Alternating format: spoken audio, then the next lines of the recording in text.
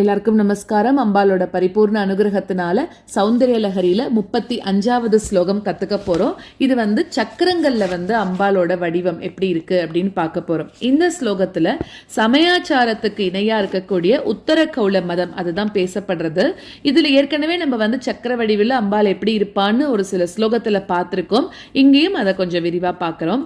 இதுல ஆக்ஞா தத்துவத்துல ஆக்ஞா சக்கரத்துல மனசு தத்துவமாகவும் நீதான் இருக்க, விஷுத்தியில ஆகாச தத்துவமா இருக்க, அநாகதத்துல வாயு தத்துவமா இருக்க, சுவாதிஷ்டானத்துல அக்னி தத்துவமாக இருக்க, மணிபூரகத்துல ஜல தத்துவமாக இருக்க, மூலாதாரத்துல பிருத்வி தத்துவமாக இருக்க, இப்படி எல்லாம் சொல்றாரு இந்த இடத்துல. ஸோ இந்த மாதிரி விராட் வடிவத்துல இந்த பூமியில இதுக்கான க்ஷேத்திரங்கள்லாம் இருக்கு, அதுவும் சொல்றாரு எப்படி எப்படி எங்கெங்க இருக்கான்னு. மூலாதாரத்துல பிருத்வி தத்துவம்னு சொன்னோம் இல்லையா, அது காளஹஸ்தியில பார்த்திவலிங்கம், மணிபூரகத்துல நீர் தத்துவம்னு சொன்னோம் இல்லையா. ஸோ அதுல ஜம்புகேஸ்வரன் திருவானைக்காவல்ல இருக்கார்.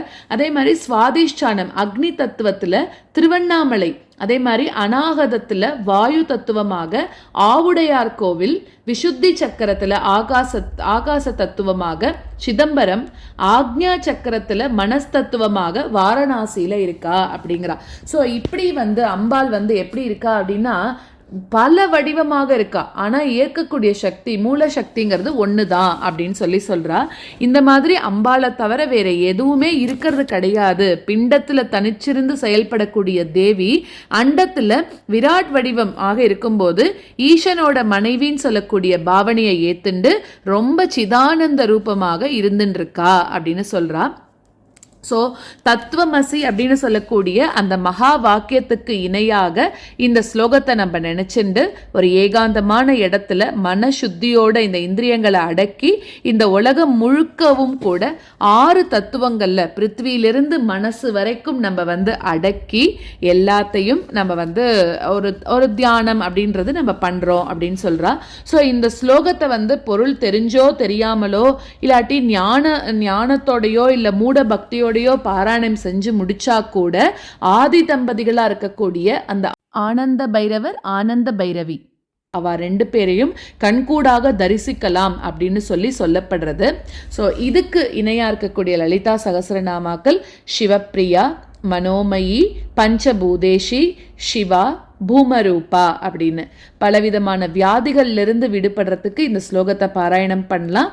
இதுக்கு நிவேதனம் சர்க்கரை, பால் பாயசம், அதுக்கப்புறமா தேன்.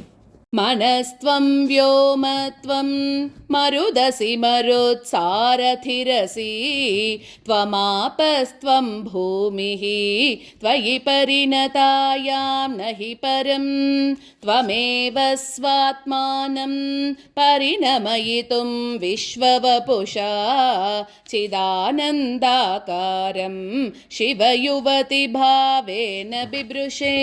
மனஸ்த்வம் வ்யோமத்வம் மருதசி மருத்சாரதிரசி த்வமாபஸ்த்வம் பூமிஹி த்வயி பரிணதாயாம் நஹி பரம் த்வமேவ ஸ்வாத்மானம் பரிணமயிதும் விஸ்வவபுஷா சிதானந்தாகாரம் சிவயுவதி பாவேன பிப்ருஷே.